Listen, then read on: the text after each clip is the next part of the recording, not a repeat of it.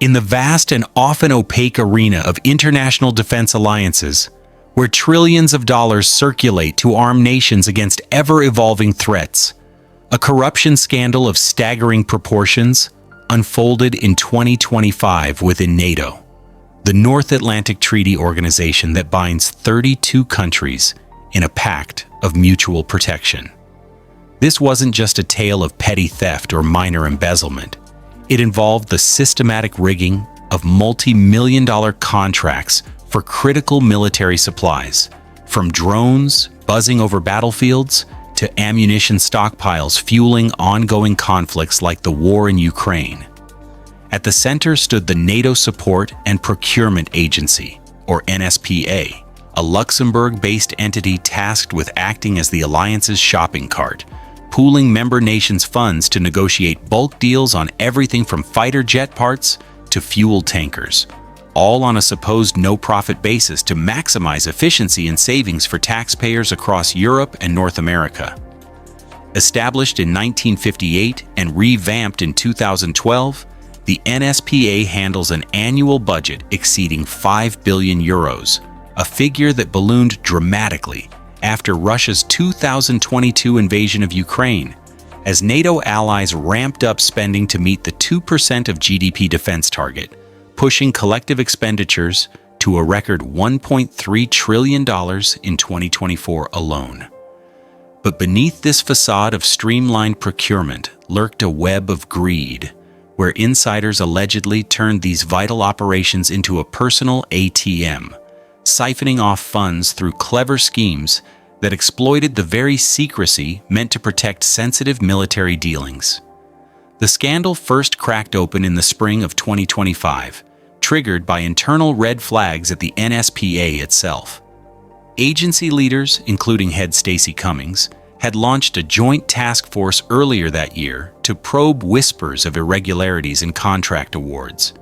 What they uncovered, or at least what they reported to authorities, led to a dramatic escalation. On May 12th and 13th, coordinated police raids thundered across 7 countries, including the Netherlands, Belgium, Luxembourg, Italy, Spain, and even the United States.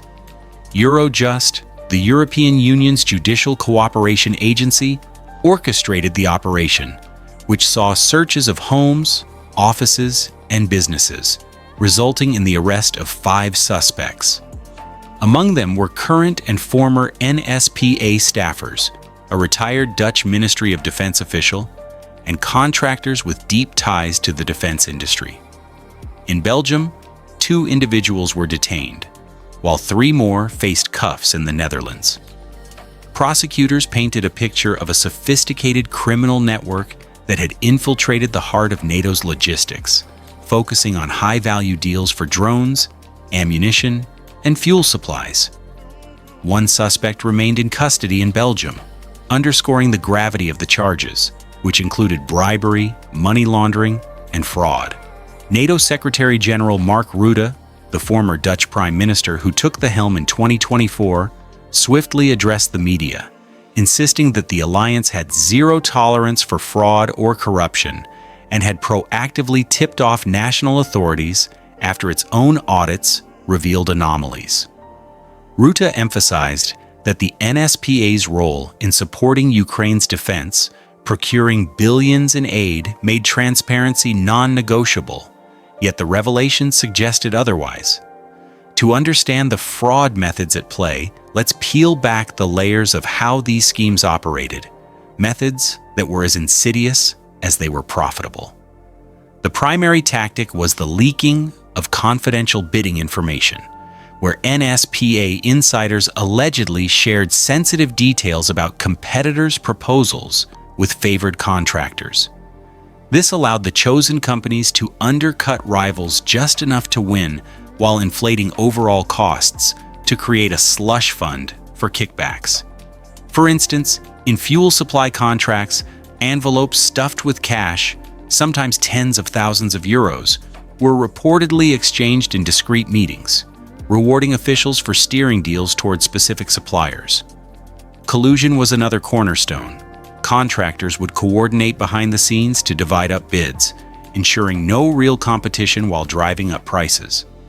One documented case involved phony consultancy firms set up as fronts. These entities would invoice for non-existent services, funneling payments back to the corrupt officials as fees. Money laundering amplified the deception, with funds routed through international networks, banks in Hong Kong for their lax regulations, shell companies in Romania for their obscurity, and even US-based accounts to blend illicit gains with legitimate transactions. Prosecutors uncovered trails of wire transfers and cryptocurrency swaps that hid the origins of millions, exploiting the global nature of defense procurement, where borders blur and oversight thins. In drone and ammunition deals, overpricing was rampant. A batch of munitions might be billed at 20 to 30% above market value, with the excess skimmed off through subcontractors who kicked back portions to the insiders. These methods weren't haphazard. They relied on encrypted communications via apps like Signal and Proton Mail, and exploited the NSPA's decentralized structure, where decisions span multiple countries, making traceability a nightmare. But why did this corruption take root in an organization meant to embody Western values of democracy and accountability? The main reasons boil down to a toxic mix of opportunity, pressure, and systemic flaws amplified by the geopolitical storm of 2025. First, the sheer scale of the defense boom created fertile ground. With NATO's budget surging amid the Ukraine conflict and rising tensions with China, the NSPA was flooded with urgent, high-stakes contracts. This urgency often bypassed rigorous checks, as allies prioritized speed over scrutiny. Think emergency procurements for anti-drone systems or artillery shells, where delays could mean lives lost on the front lines. Second, opacity in military spending is baked in. Classified information shields deals from public eyes, and the NSPA's no-profit model ironically reduces external audits, as it's not a commercial entity chasing margins. Third, geopolitical pressures played a role. Insiders might have been tempted by offers from contractors with ties to non-NATO powers, or simply by the allure of quick wealth in an era of economic uncertainty. Corruption thrives where oversight is weak, and here the agency's internal controls, despite Rutte's claims, proved insufficient, with audits catching only the tip after years of alleged misconduct. Broader factors include the revolving door between government, military, and industry, where former officials land lucrative jobs with the very firms they once regulated, fostering conflicts of interest.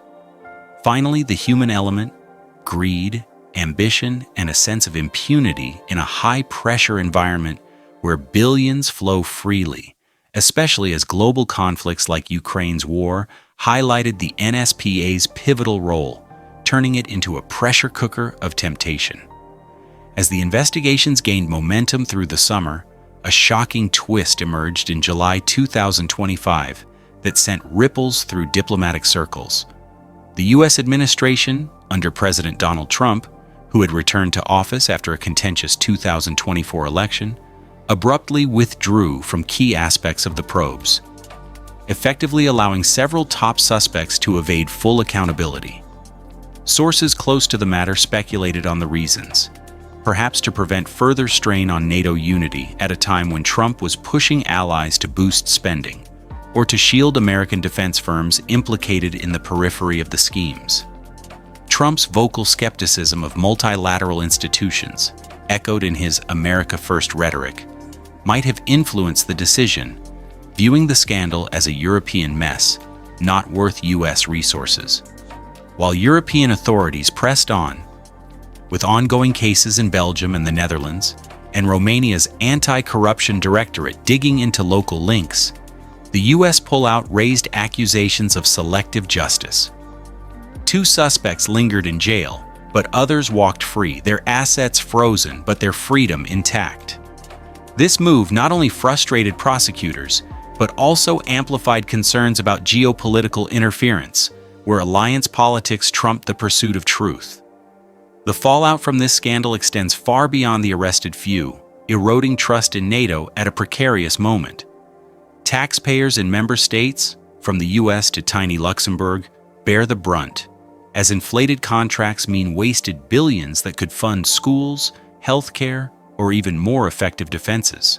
Security risks loom large. Rigged procurements could lead to subpar equipment reaching troops, compromising missions in hotspots like Eastern Europe.